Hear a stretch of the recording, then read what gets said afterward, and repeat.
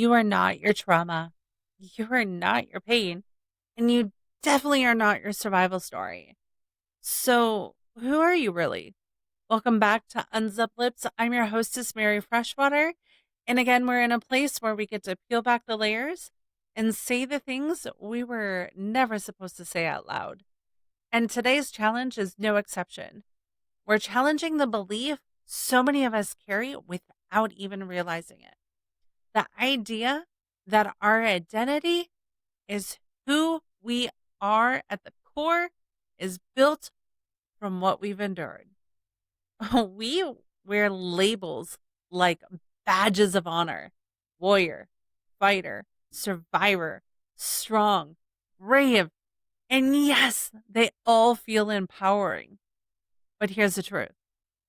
If your identity is built in trauma or pain that has happened to you, even when it's been repackaged as strength, you are tethered to it. Let me say this very clearly. Trauma is not your identity.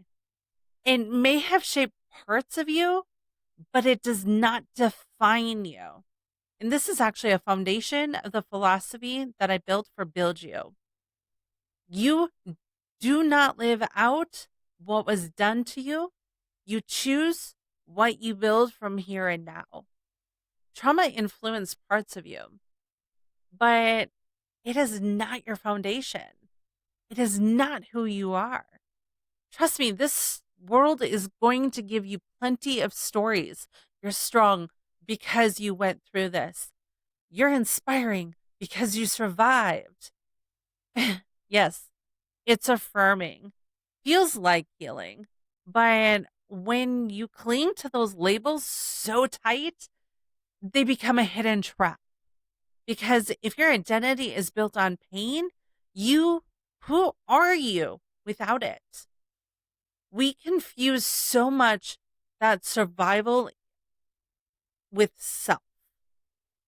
Just because you survive something doesn't mean it's who you are. When you tie your identity to your trauma, you stay anchored to your past, even when your body has moved on. Pain shaped your story. Healing shapes your identity. What was meant to destroy you does not deserve to define you. When survivor becomes the core of who you are, I'm sorry, you're still keeping trauma and pain alive. It's just wrapped in a prettier package.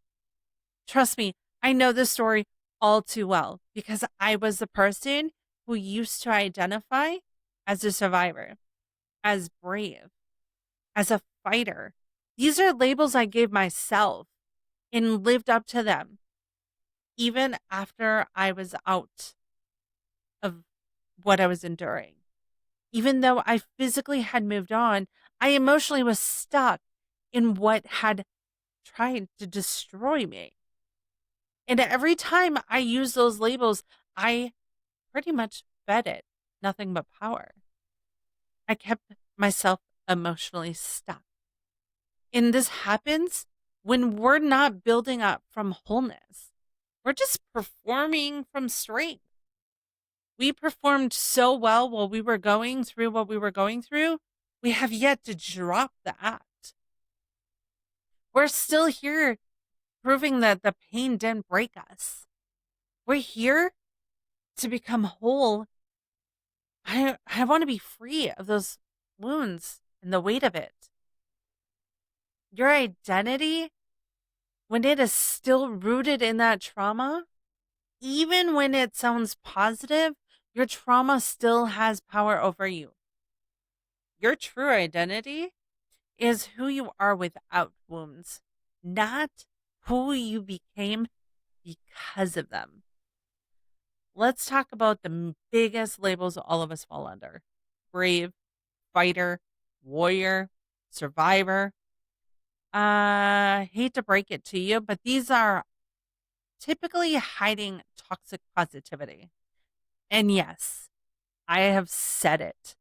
Toxic positivity can be hiding inside what you are calling your identity. I'm a fighter. I'm unbreakable. I'm always smiling no matter what happens. Sound familiar? They feel like healing, but often, they're disguises for suppression. You're not processing, you're still performing. You've put on a mask called resilience and convinced yourself that's who you are. But masking isn't healing. Wearing strength like a costume doesn't mean the pain is gone. It just means you've learned to carry it with a grin. Strength isn't always really strength. Sometimes it is a great defense mechanism. Being strong all the time can mean you're not letting yourself feel. Saying, I'm fine on repeat, yeah, is just often trauma in disguise. When strength becomes the only thing you know and the only identity you have, you rob yourself. You're robbing yourself of softness, of joy, true vulnerability.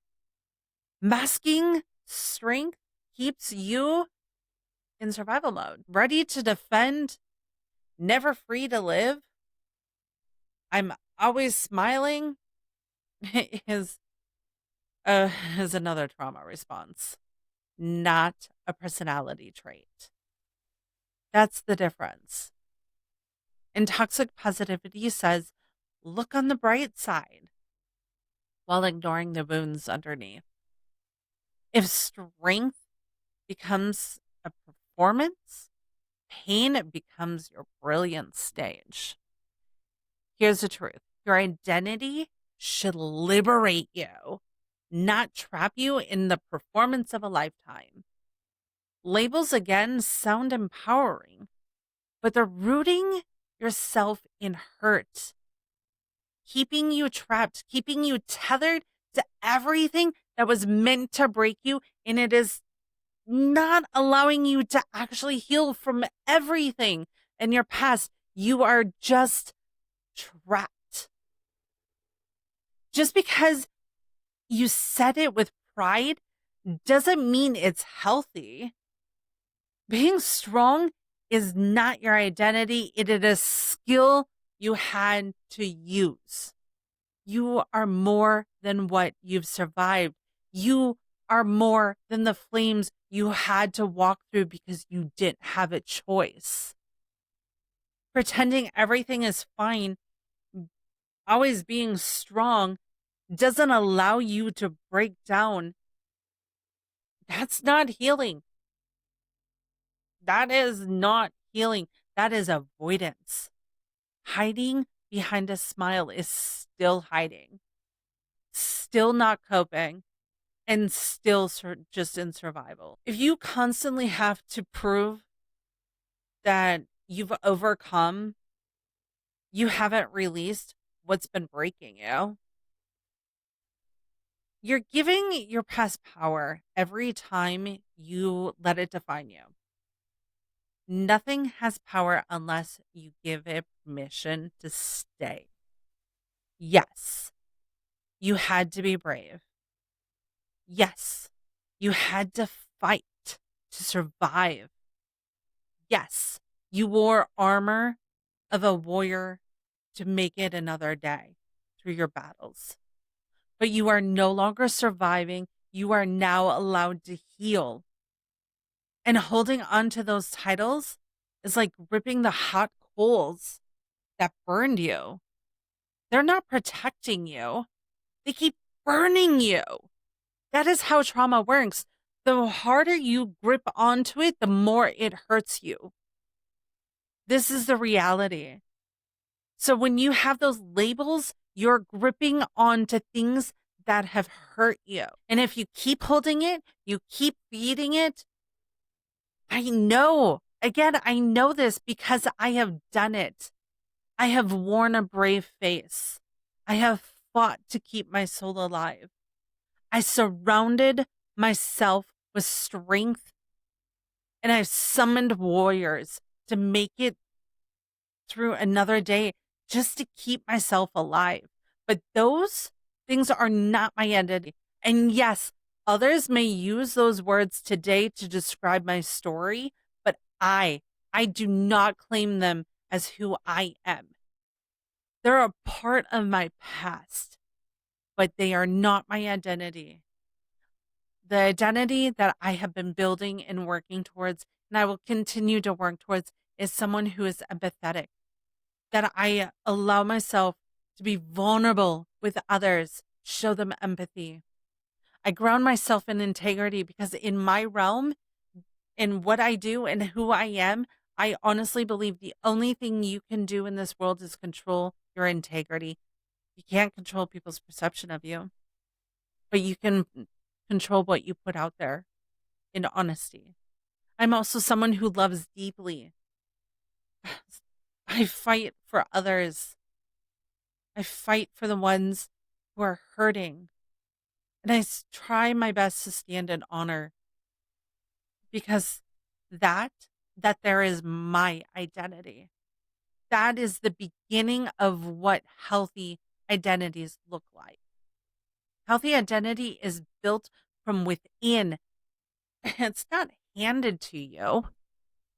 It's not assigned by your past. It's not formed in a reaction to your trauma. It's built through intention, alignment, and values. Instead of saying, I'm a survivor, ask yourself, who am I becoming without the story of my anchor, as my anchor? Instead of, I'm a fighter, try, I lead with courage and intent. You get to build your identity rooted in integrity. I do what is right even when no one is watching. Empathy. I lead with heart, not pain. Discipline. I commit to growth even when it's hard. Curiosity. I'm open to becoming, not just surviving. These are not trauma responses. These are choices. You don't need trauma to be powerful. You're powerful because you decide to be. A real identity, a healthy identity, is grounded in who you are at the core, who you are becoming, not who or what you survived. Healthy identity is a choice, not a consequence. It's rooted in character, not catastrophic events. It's made of the values you live by, not by the battles you fought. You don't build an identity from survival. You build it from vision, values, and self-trust. Ask yourself, what do I stand for? What do I believe in? How do I treat people? That's an identity. Strong isn't always a goal. Aligned is better. True strength is being soft when it would be so much easier to shut down. Let go of the idea that you're only worthy because you didn't break. The healthier version of you isn't unbreakable. It's honest. It's soft. It's resilient. And it's whole. You're not here to recover from life. You're here to build an amazing life. Stop building your identity in the position to pain. Start building in alignment with your values.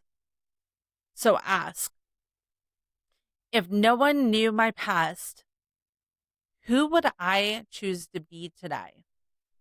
Freedom comes when you stop explaining your strength and you start living your truth. So let me challenge you. If you stripped away your story of your trauma, pain, the horrors of your past, if no one ever knew what happened to you, who would you be? Would you still believe in your strength? Would you still recognize your worth? It's time to write a new chapter. One where the identity isn't a reaction, it is a conscious decision detached from toxic narratives. Let go of the need to label yourself based on what you've endured. You are not a story of pain. You are a builder of your future. If no one ever knew what you went through, who would you still choose to be? Strip away the titles, strip away the story, strip away the need to explain, and then ask yourself, what's left? That stillness, that quiet place inside you, that's where true identity starts. You don't have to earn your worth through suffering. Your value was never measured by how much you could carry. It's about what you intentionally build moving forward.